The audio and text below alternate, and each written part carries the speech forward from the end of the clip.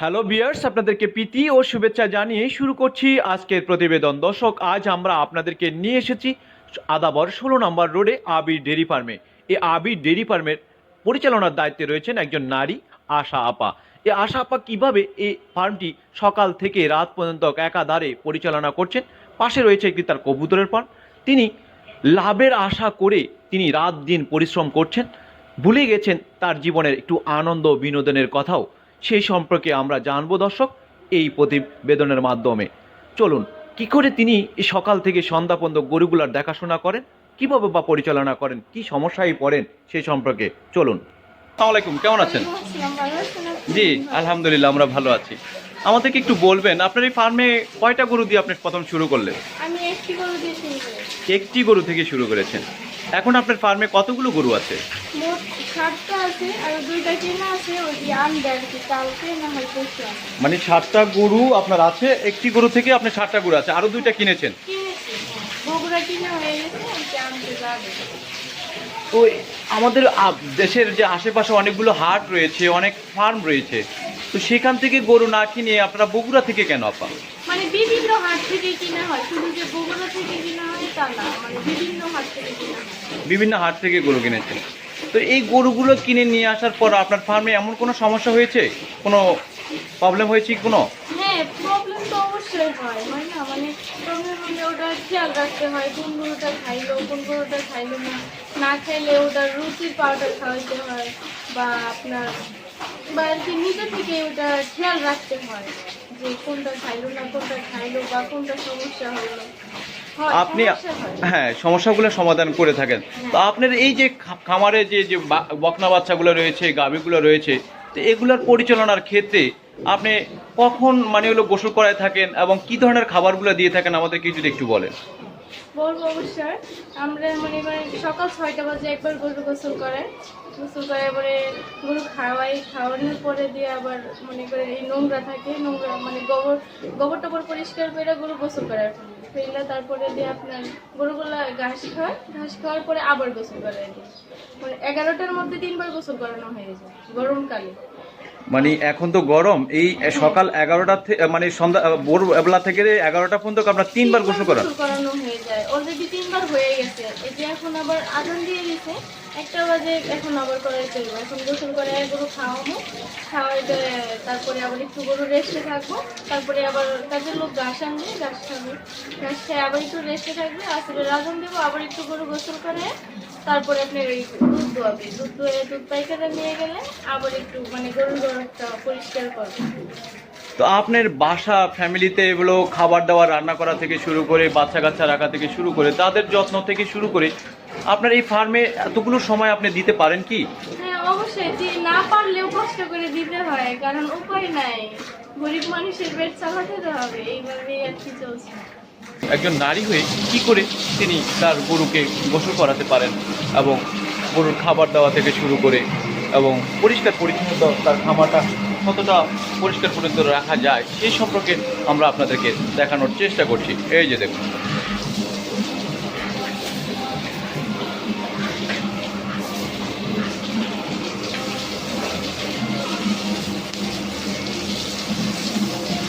এই যে দর্শক দেখুন,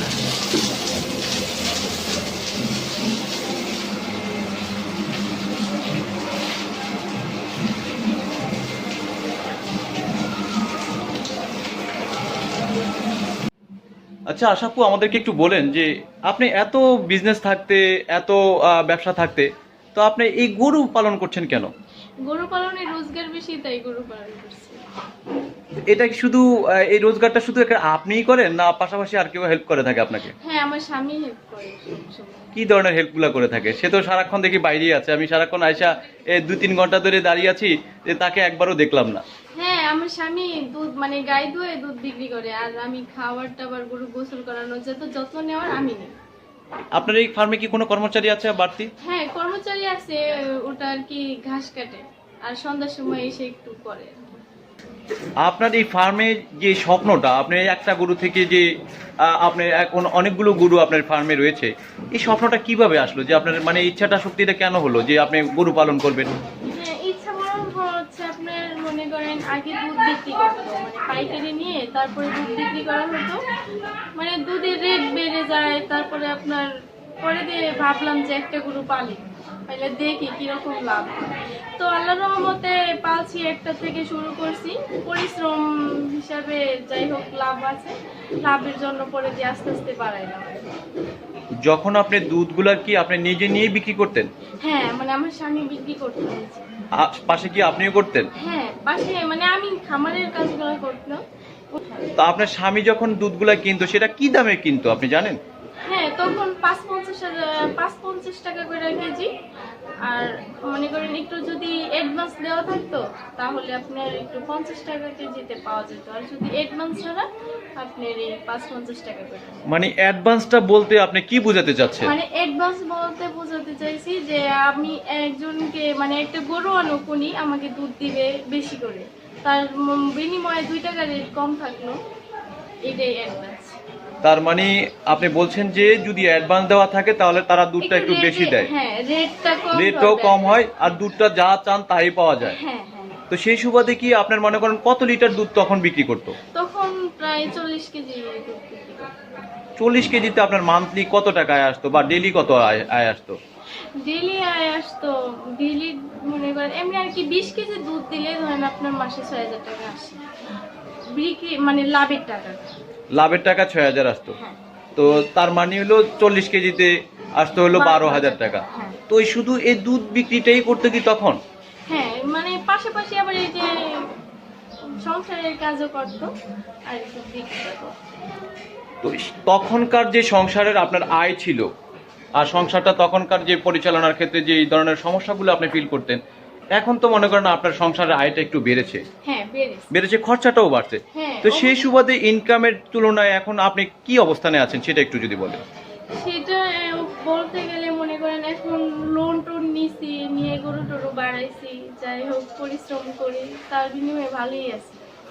কত টাকা লোন নিয়েছেন? লোন নিছি ৭ লাখ টাকা। ৭ লাখ টাকা দিয়ে কয়টা গরু কিনেছেন? ৭ লাখ টাকা দিয়ে ২টা গরু কিনছি। তো আপনার এই যে গরুগুলোর মানে দুধ বিক্রি করে সেটা বিক্রি করার পর যে লোনের যে কিস্তিগুলা দিচ্ছেন সেই কিস্তিগুলা দিয়ে কি আপনার মাসে কিছু থাকে? না, থাকে থাকে না।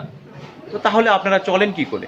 চলি এইভাবেই, মানে যে নিজে দুধ বিক্রি করলে কিছু থাকে, মানে পাইকারি দিলে থাকে না, মানে নিজে দুধ বিক্রি করে তো সেইটা হিসাবে একটু চলা যায়, মানে ১ টাকাও থাকে না, মানে কিস্তি মিস্তি দিয়ে সব কিছু ভাবে মানে সমান আছে। তো যখন আপনার কিস্তিটা শেষ হয়ে যাবে ওই ৭ লক্ষ টাকাটা তখন তো আপনার হয়ে যাবে। হ্যাঁ, তখন উন্নত থাকে। গরুগুলো তখন আপনার ঋণ হয়ে থাকলো না, গরুটা আপনার টোটাল আপনার হয়ে থাকলো। হ্যাঁ। তো সেই সুবাদে তো তখন আপনার মানে হলো এই ৭ লক্ষ টাকা শেষের পরে এরপর আপনার চিন্তা ভাবনাটা কি থাকবে? এরপরে দিয়ে আমার চিন্তা ভাবনা আমি আরো খামারটা বড় করব। আরো বড় করবেন। তখন কি লোনের মাধ্যমে করবেন না মানে গরুর বিজনেস থেকে যে টাকাটা আয় হবে সেই আয় থেকে কিনবেন? মানে কিভাবে লোন নিব, এত টাকা সুদ, মানে লাভটা বেশি না। কোন সমিতি থেকে নিয়েছেন বা কোন ব্যাংক থেকে নিয়েছেন? আশা সমিতি থেকে। তো আশা সমিতিতে তো সেখানে হলো চড়া দামে হলো সুদটা নেওয়া হয়। হ্যাঁ, ওইখান থেকে নেওয়া হয়েছে, কারণ আমরা তো আর সরকারি থেকে হেল্প পাই না। আপনারা যে এই যে মানে আশা সমিতি থেকে লোন নিয়ে থাকেন সেই লোনটার যখন আপনারা মাঝে মধ্যে হয়তো কিস্তি গ্যাপ যায় সেই সুবাদে সমিতি থেকে মানে এই গ্যাপের কারণে কোনো সমস্যা হয় কিনা? গ্যাপ তো মনে করেন দিতেই পারি না, কারণ দিব কিভাবে, ওনারা তো মনে করেন মাসের আগে থেকেই হাজির থাকে, গ্যাপ দেওয়া যায় না। গ্যাপ দেওয়া যায় না। না, তো নিজে না খেয়ে কিস্তি দিতে হয়। নিজে না খেয়ে নিজে কিস্তি। না খেয়ে কিস্তি দিতে হয়। তো আপনার এই যে গরুগুলো যে পালন করতেছেন সেই পালন করার ক্ষেত্রে আচ্ছা আপনি কত বছর ধরে এই পালনগুলো করতেছেন? ৬ বছর। ৬ বছর। এই ৬ বছরে আপনার গরু কোনো রোগ বালাই হয় নাই বা কোনো সমস্যা হয়েছে কিনা? হ্যাঁ, অবশ্যই রোগ বেলা হয় না, মানে এত টাকা যায়, মনে করেন আমরা ডাক্তারের খরচ দিতে পারি না, নিজে ট্রিটমেন্ট করে তারপরে দিয়েও মনে করেন কুলায় ওঠা যায় না। এই গরু একটা বীজ দিলে বীজ টিকে না, একটা বীজ দিতে ২৫০ টাকা ৩০০ টাকা, ৩০০ টাকার নিচে তো নেয়ই না এখন। তারপরেও টিকে না, ৬ বার থেকে ৭ বার দেওয়া লাগে, এরপরে কুলুরুম দেওয়া লাগে, আবার মনে করেন অনেক রকম দিয়ে তারপরে একটা গরুর বীজ টিকানো লাগে, যেটা সমস্যা করে, আর যেটা সমস্যা না করে এটা একবার দিলেই বীজ টিকে যায়। আপনার কোন গাভীগুলো একটু এই ধরনের সমস্যা করে থাকে একটু বলবেন? হ্যাঁ, আমার এই যে এই গাভীটা বেশি সমস্যা করছে, এই যে এই গাভীটা। আমাদেরকে একটু দেখাবেন। হ্যাঁ, দর্শক এই যে দেখুন এই গাভীটা হলো ৫ থেকে ৬ বার পর্যন্ত মানে তারা বীজ দেয়, বীজটা টিকে না। কেন টিকে না সে সম্পর্কে আমরা একটু জানার চেষ্টা করছি। তার মানে হলো 5 থেকে 6 বার আপনি হলো এটা বীজ দেওয়ার পরও টিকে না। না, এরপরে যে আর কি ওয়াশ করছি, ওয়াশ করার পরে কুলুরুম দিয়ে বীজ দেওয়া হয়েছে। এখন আবার মানে 2000 টাকা খরচ করার পরে দিয়ে বীজটা ঠিকছে। 2000 টাকা খরচা করছেন, মানে কি কি চিকিৎসাগুলো করেছেন? এই যে ওয়াশ করছে, মানে যে বীজ দেয় উনি এসে 3 দিন ওয়াশ করছে। ওয়াশ করার পরে আবার কুলুরুম একটা সুই আছে, ওই সুইটা দিছে, পরে দিয়ে আবার বীজ দিছে, তারপরে দিয়ে এখন আবার আল্লাহর রহমতে 6 মাসের গাভী। এখন 6 মাসের গাভীর। হ্যাঁ। দর্শক এই যে দেখুন, এটা 6 মাসের গাভীর। আসলে যখন বীজ নেয় না সেটারও ট্রিটমেন্ট রয়েছে। এই আপার কাছ থেকে, আশাপার কাছ থেকে আমরা যতটুকু জানতে পেরেছি। আশা বলো কি এটা কি আপনাদের? হ্যাঁ, এর পাশাপাশি এই কবুতরের ফার্ম থেকে আপনার কেমন, এটা কতগুলো কবুতর রয়েছে? এখানে কবুতর আছে প্রায় 20 জোড়ার মতো। 20 জোড়ার মতো। এখান থেকে কেমন কবুতরের মানে যে বাচ্চা বিক্রি করা হয় কিনা, বা এখান থেকে কেমন আয় আসে আপনার? হ্যাঁ, এখানে আয় ভালো আসে, কারণ একটা কবুতর 12 মাসে 13 জোড়া বাচ্চা দেয়। এটা জানেন কিনা জানি না, কিন্তু 12 মাসে 13 জোড়া বাচ্চা দেয়। 12 মাসে 13 জোড়া বাচ্চা দেয়। তো এই বাচ্চাগুলা কি ধরনের দামে বিক্রি করে থাকেন আপনারা? এই 200-250 টাকা। 200-250 টাকা করে জোড়া। হ্যাঁ, তার মানে এগুলো নরমাল দেশি কবুতর। হ্যাঁ, মানে আছে এখানে যে হুমা কবুতর আছে, মানে দামি দামি কবুতরও আছে। দামি দামি হুমা কবুতর আছে, আছে, তারপরে- মানে নরমাল গুলো হলো 200-250 টাকা বাচ্চাগুলো বিক্রি করে থাকে। হ্যাঁ, হ্যাঁ, যে শর্ট পিস কবুতর আছে, মিলি কবুতর আছে, হুমা কবুতর আছে, আর অনেক জাতীয় আছে, মানে সঠিক আমি আর বলতে পারবো না। তো এগুলোর দেখাশোনাগুলা করে কে? এগুলো দেখে শুনে আমি করি। আপনিই করেন? তো একা হলো ফ্যামিলি, বাচ্চা, তারপরে হলো আপনার রান্না বান্না, গরুর খামার, তারপরে হলো কবুতরের খামার, এই সব কিছু মিলিয়ে আপনার কেমন সময়টা পান? এরপর আর কখন আপনার মানে একটু আনন্দ বিনোদন বা এই ধরনের কোনো কিছু সময় কি পান আপনি? এর মধ্যে পাওয়া যায় না, জানেন ভাইয়া। আসলে যারা করতে চায় খামার, তাদেরকে এটা ভালোভাবে বুঝতে হবে। মানে এই খামার দিলে মানে ভালো একটা পোশাক পরে গরু করে যাওয়া যাবে না, মনে চাইলে এক জায়গায় যাওয়া যাবে না, মনে চাইলে একটু আনন্দ করার মতো সময় বাইর করা যাবে না। অনেক কষ্ট, পরিশ্রম আছে, পরিশ্রম ছাড়া কিছু হয় না। সব পরিশ্রমের মধ্যে আপনি যখন মানে মাসের শেষে বা দিন শেষে যে টাকাটা আসে, তখন আপনার এই টাকাটা যখন হাতে পান খুবই আনন্দ লাগে, খুবই ভালো আনন্দ লাগে, ভালো লাগে। তখন এই পরিশ্রমের তখন এই কথাগুলো, কষ্টের কথা মনে থাকে না, পরিশ্রমের কথা মনে থাকে না। তখন মনে থাকে না। অনেকে আছে অনার্স মাস্টার্স করে পড়াশোনা করে তারা ভালো একটা চাকরি করে মাসের শেষে ও বেতন পেয়ে ঘর ভাড়া দিয়ে সবকিছু দিয়ে কিছু থাকে না। হ্যাঁ, তো সেই সুবাদে আপনাদের এই ফার্ম থেকে যে ধরনের আয়টা আসে কোনটা ভালো আমার কাছে বলেন তো? ব্যবসাটা ভালো না চাকরি ভালো? ব্যবসাটাই ভালো, কারণ আমরাও শিক্ষিত মেয়ে, আমরাও এই ব্যবসা নিয়ে খুশি আছি। আপনি কি পড়াশোনা করেছেন? এসএসসি পাস করছি। এসএসসি পাস করে। তো আমাদেরকে একটু বলবেন যে আপনার এই যে গাবিগুলো রয়েছে এগুলা কি জাতের, এটা কোন জাতের গাবিটা? আপনি একটু এদিকে আসবেন। এটা তো অস্ট্রেলিয়া। অস্ট্রেলিয়ার। এটা দুধের রেকর্ডটা কেমন আপনি বলবেন? এটার দুধের রেকর্ডটা আল্লাহর রহমতে খুবই ভালো। এখন মানে 18 লিটার আছে, যখন কাশি মানে বাচ্চা দেয় তখন 22 লিটারের মতো দুধ দেয়। 22 লিটারের মধ্যে। এখন হলো 18 লিটার। হ্যাঁ, তো এখন তো গাবিন কয় মাসে? 6 মাস। 6 মাস। তো এখনো দুধটা দোয়াচ্ছেন?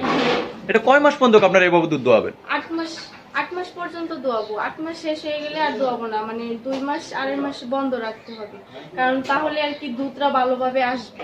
পরে মানে বাচ্চা যখন দেবে তখন দুধটা ভালোভাবে আসবে, ওলানটা বড় করবে, তারপরে আপনি দুধটা ভালো আসবে। তো আপনি আমাদেরকে বলবেন যে না খামার পরিচালনার ক্ষেত্রে আপনি এই যে ট্রেনিংগুলো যে কথাগুলো বলছেন, যেগুলো মনে হয় যেন অনেকটা যারা ট্রেন আপ করে মানে এই খামার সম্পর্কে অভিজ্ঞতার সাথে আসে তাদের মতন আপনাদের কথাবার্তা, সেই সুবাদে কি আপনি কোনো ট্রেনিং করেছেন? না, আমি কখনো যাই না। মানে এই যে বলছি তো, আমি একটা গরু থেকে শুরু করেছি, এরপরে থেকে মানে আমার হাজবেন্ডের একটু অভিজ্ঞতা আছে, উনি আগে থেকে এই গরু কাজ করতো, তো আমি করি আর কি 6 বছর থেকে। তার মানে আপনার হাজবেন্ড থেকেই আপনার শিক্ষা মূলত। হ্যাঁ, তার ভিতরে সবচেয়ে বড় কথা হলো যে আপনারা একটা গরু দিয়ে শুরু করেছেন, একটা গরু থেকে প্রবলেম পড়ে পড়ে শিখতে শিখতে আপনারা হলো এতটুকু শিখেছেন। হ্যাঁ, তা আপনি কি মনে করেন না যে একটা নতুন খামারির প্রশিক্ষণ ছাড়া আসলে খামার করা উচিত না? হ্যাঁ, এটা ঠিক, এটা ঠিক। মনে করেন যেমন তারা যে আমি বলবো যে খামার দিতে চাইছে তারা আগে একটা গরু দিয়ে শুরু করুক, কারণ দেখুক আগে গরুর 4টা বাম ঠিক আছে কিনা, তারপরে গরুর মনে করেন একটু দুয়াইয়া কিনলে ভালো হবে, কারণ 4টা বান দিয়ে যদি দুধটা ঠিকভাবে আসে তাহলে এরা কিনবে। আর নিচের রগগুলা যে আছে ওই রগগুলা মোটা কিনা এগুলা দেখা কিনো। মোটা থাকলে আর দুধের এই যে 4টা বানটা যদি ঠিক মতো থাকে তাহলে ওনারা গরু কিনে লাভবান হবে। আর যদি গরু মনে করেন 4টা বানের থেকে একটা বান কানা থাকে, মানে 3টা দিয়ে দুধ আসে, একটা দিয়ে দুধ আসে না, ওই গরু কিনে কোনো লাভ হবে। এটা তো বললেন বড় গাভীর ক্ষেত্রে, হ্যাঁ। আর যদি বকনা কিনে তাহলে তারা কিভাবে? বকনা কিনে মনে করেন ওনারা যদি বাচ্চা কিনতে চায় তাহলে ছোট থেকেই কিনুক, আর যদি গাভীন কিনতে চায় তাহলে ওটা আমি বলতে পারবো না, কারণ ওটাতে অভিজ্ঞতা নেই। আমি কখনো বকনা মানে গাভীন কিনি নেই। আপনার হলো গাভীটা কিনেই হলো আপনার অভিজ্ঞতা রয়েছে। হ্যাঁ। তো এই যে গাভী গরুগুলো আসলে কোথা থেকে, বাজার থেকে কিনবে না কোনো খামারের কাছে গিয়ে 2-3 দিন থেকে দুধ দোয়ায় দেখে শুনে তারাও কিনবে? কোনটা করলে আসলে আপনার মতে মনে হয়? আমার মতে যে মানে দেখে শুনে একবারের জায়গায় 3বার দেখে তারপরে কিনুক, কারণ যদি লস খায় আমরা তো একটা লাভের আশায় একটা জিনিস করি, তাই না? তো লাভটা যাতে হয় ওনারা দেখুক শুনুক বুঝুক তারপরে করুক। হঠাৎ করে যে একটা মাথায় বুদ্ধি আসলো করে ফেললাম, এটা যাতে না করে। তো আপনার খামারে তো অনেকগুলো বকনা রয়েছে, সেই বকনাগুলো কি আপনার এই খামারে আপনি কি বাড়ানোর চিন্তা করছেন, নিজে পালার চিন্তা করছেন, না বিক্রি করছেন? বিক্রি করছি, ওই যে বললাম না কিস্তি আছে, মানে যখন দেখি একটু সমস্যায় পড়ে গেছি তখন বিক্রি করা হয়, বিক্রি করে আর কি কিস্তি দেওয়া হয়। আর পরে দেওয়া আবার মনে করেন নিজে ইচ্ছে করলে পালি, আবার ষাঁড় গরু হইলে মনে করেন ইচ্ছা করলে বেচি, নাহলে কুরবানির জন্য রাখি দেওয়া হয়। কোরবানির জন্য ষাঁড় গরুগুলো রেখে দেন। তো কেমন দাম পাওয়া যায়? খুব ভালো দাম, কারণ মনে করেন একটা এই যে আমার ওই বাচ্চাটা আছে ওটা 60,000 টাকা দাম হয়। তো আমাদেরকে একটু দেখাবেন। আচ্ছা, অবশ্যই। দর্শক চলুন আমরা যে বাচ্চাটি 60,000 টাকা দাম বলেছেন আমরা একটু দেখি। আপা কোনটা একটু বলবেন? এই যে এটা, হ্যাঁ, এই বড়টা ওটা। এটা কি বকনা? হ্যাঁ, এটা রানী বাচ্চা। রানী বাচ্চা? হ্যাঁ, এটা তো অনেক ভালো জাতের। হ্যাঁ, রানী জাত। তো এটা আপনি বিক্রি করতে চাচ্ছেন কেন? বিক্রি করবো না, মানে আমি একটা বিক্রি করতেও পারি, কারণ সমস্যা তো আর কই আসে না, বুঝেন না? বিক্রি করতে পারি। এটার দাম হবে 60,000 টাকা। এটার দাম হবে কত? 60,000 টাকা। 60,000 মানে 60,000 টাকা হইলে আপনি বিক্রি করবেন। বিক্রি করবো। তো যদি কোনো দর্শক আপনার এই গাভীটা কিনতে চায় তাহলে 60,000 টাকা দিয়ে যদি কেউ নিতে চায়, এটা রানী বাচ্চার দাম তো সাধারণত একটু বেশি থাকে তুলনামূলকভাবে। তার সাথে মানে হলো যদি একটু ভালো পার্সেন্টেজ থাকে তাহলে সেই সুবাদে দামটা তুলনামূলকভাবে যারা কিনবে তারা বুঝতে পারেন যে আসলে এটা কতটুকু দাম বেশি চেয়েছেন বা কম চেয়েছেন। তো এটা দর্শক কি কমাতে পারবে দামটা? না, কমাতে পারবে না, কারণ এটার দাম এরকমই আছে, ঠিক আছে? এর থেকে কমানো যাবে না, পারলে এটা আরো বাড়ানো লাগবে, কারণ নাহলে আমার লস হয়ে যাবে। আপনার লস হয়ে যাবে। আপনি আমাদেরকে আরেকটু বকনা দেখাবেন। এই যে আপনার এই বকনাটা দেখছি, এটা কি বকনা না ষাঁড়? বকনা। এটা হলো কোন জাতের? এটা হচ্ছে আপনার এই ফিজিয়ান। এটা ফ্রিজিয়ান। ফ্রিজিয়ান, এটার বয়সটা কেমন আপু? এটার বয়স 6 মাস। 6 মাস। এটা কি আপনি বিক্রি করবেন? আরেকটু বড় হয়ে এলো তখন। আর একটু বড় হলে বিক্রি করবেন। হ্যাঁ। তো এটা কেমন, আরো কতদিন পর আপনি বিক্রি করার চিন্তা ভাবনা আছেন এবং কি ধরনের দাম হলে আপনি বিক্রি করবেন? যেমন ধরেন একটা বাচ্চা যদি আমার একটা বেচলে যাতে মানে 2টা বাচ্চা বেচলে যাতে আমার একটা গরু আসে খামারে, এরকম ভাবে বিক্রি করি। তার মানে আপনার স্বপ্নটা হলো 2টা বকনা বিক্রি করে একটা যেন একটা দুধের গাভী কিনতে পারে। হ্যাঁ, হ্যাঁ। তো আপনার এই খামারে তো এখনো দেখতেছি যে এদিকে অনেক এখনো স্পেস রয়ে গেছে, সেই সুবাদে আপনার যে ভবিষ্যৎ পরিকল্পনা রয়েছে আপনার খামারটা একটু বাড়াতে চাচ্ছেন। তো এতে তো আপনার মনে করেন যে 100% হলেও আরো একটু ট্রেনিং করা লাগতে পারে বা আরো প্রশিক্ষণ নেওয়া লাগতে পারে। প্রশিক্ষণ মানে মাঝে মাঝে এখানে হয় আর কি, যায় মাঝে মাঝে সবাই, আমি যাই না, কারণ মহিলা মানুষ আর কি যায় না, অনেকেই যায়। অনেকেই যায়। তো এই প্রশিক্ষণ ছাড়া আপনি ঘরে বসে এই জিনিসগুলো জানার কি উপায় রয়েছে আপনার কাছে? এই তো মনে করেন বোঝা যায়, মানে যে যে থার্মোমিটার আছে এগুলো, মানে যে না খায় তাহলে মাপা হয় তাপমাত্রা, তাহলে দেখা যায় মানে জ্বর কতটুকু আছে, তখন এটা নাপা এক্সট্রা বা নাপা খাওয়াই দিলে জ্বরটা কমে যায়, বাচ্চা আবার আগের মতো খাওয়া শুরু করে দেয়। তো এই ট্যাবলেটগুলো আসলে আপনারা কিভাবে খাওয়াই থাকেন ওষুধগুলো? হ্যাঁ, খাওয়াই হচ্ছে এই ট্যাবলেটটা গুঁড়া করে আখের গুড় দিয়ে এগুলো জিভলাতে দিলে খেয়ে যায়। অনেকে তো আছে বোতলে মানে হলো পানির সাথে মিক্স করে ওভাবে ধরে খাওয়ায়, সেটা কি খাওয়ানো উচিত কিনা? না, উচিত না, কারণ ওটা খাওয়ালে মানে শ্বাসনালীতে যাইতে পারে, আর শ্বাসনালীতে গেলে গরু সব বাঁচে না, অনেক ক্ষেত্রেই দুর্ঘটনা ঘটে। দুর্ঘটনা ঘটে। হ্যাঁ। আপা আমাদেরকে একটু বলবেন, একটু এইদিকে আসেন। আপনার এই যে গাভী গরুগুলো দেখছি, সেই গাভীগুলোর যে খাবারগুলো দেওয়া হয়, আসলে এই খাবারটা প্রস্তুত প্রণালী এটা কে তৈরি করে এবং খাবারটা কি ধরনের দিতে হয় আমাদেরকে একটু দেখান। আপনার খাবারগুলো এখানে আছে? হ্যাঁ আছে, এখানে আছে। এগুলো কি আপনার খাবার? হ্যাঁ। আচ্ছা, এগুলো তো ভুসি। হ্যাঁ, এখানে গমের ভুসি আছে। আপনি একটু ভিতরে যাবেন। এই যে এটা গমের ভুসি। আমি দেখছি যে আপনি মানে জুতাটা এখানে রেখে খালি পায়ে গিয়েছেন, হ্যাঁ। তো এটার কারণটা কি? এটাও মানে যদি ময়লা আসে গরুর ক্ষতিকর হতে পারে, সেই জন্য আর কি। পায়ে তো সবসময় ময়লা থাকতেই পারে স্যান্ডেলের সাথে। তো আচ্ছা, যা হোক দর্শক, আপনারা আসলে কিভাবে নিচ্ছেন জানি না, যে যখন খাবারের, গরুর খাবার হোক আর মানুষেরই খাবারই হোক না, যে পরিষ্কার পরিচ্ছন্নতা রাখাটাই সবচেয়ে উত্তম। আমাদেরকে একটু খাবারটা বলবেন। উপরে যে প্রলেটটা দেখছি এটা কি? এটা হচ্ছে গমের ভুসি। গমের ভুসি। হ্যাঁ, আর নিচেরটা হচ্ছে এটা ডাবলি। ডাবলি। আর এটা হচ্ছে মুগের ভুসি। মুগের ভুসি। হ্যাঁ, তারপরে আর নিচে আছে খেসারি আছে, তারপরে মসুরির ভুসি আছে, তারপরে ধানের কুড়া আছে, এগুলাই আর কি। তার মানে তারপরে অনেকগুলো ভুট্টা আইটেম আছে। রয়েছে। হ্যাঁ, অনেকগুলো আইটেম। এগুলা ভুসি আছে, তারপরে এই যে আমরা ফিট খাওয়াই, এই যে ফিটটা হচ্ছে কি ফিট। এই যে দর্শক দেখুন, এই ফিটটা খাওয়াচ্ছেন ওনারা, এই যে বাই প্রো। হ্যাঁ, এই ফিটটা ওলো খাওয়ানো হয় না? হ্যাঁ। এটা কতটুকু মানে খাবারের সাথে কতটুকু মিক্স করেন? কয়টা গরুর জন্য কতটুকু দেন আপনারা? মানে যে যেভাবে খাওয়ায় আর কি, বেশি খাওয়ালে বেশি, কম খাওয়াইলে কম। মানে এক একটা গরুতে যদি 1 কেজি পরিমাণ পায় তাহলে দুধটা ভালো হবে। আপনি আমাকে বলবেন যে এই ভুসি মানে হলো কাঁচা ঘাস, এই সব কিছুর ভিতরে কোন জিনিসটা খাওয়ালে এই গাভী গরুগুলার দুধটা আপনার এই ফার্মে সবচেয়ে বেশি পান আপনি? বেশি নামবে আপনি এই যে খুদ, আমরা যেটা জাউ রান্না করে খাওয়াই, আর এই যে ফি এসিআই বা সিপি বা এই যে বাইপো, যে কোনো একটা খাওয়াইলেই ভালো হয়। এর ভিতরে কি আপনার হলো খুদের জাউ করে খাওয়ান? হ্যাঁ, খুদের জাউ করে। আপনি কি এখন করেছেন, দেখাবেন একটু? হ্যাঁ, করেছি।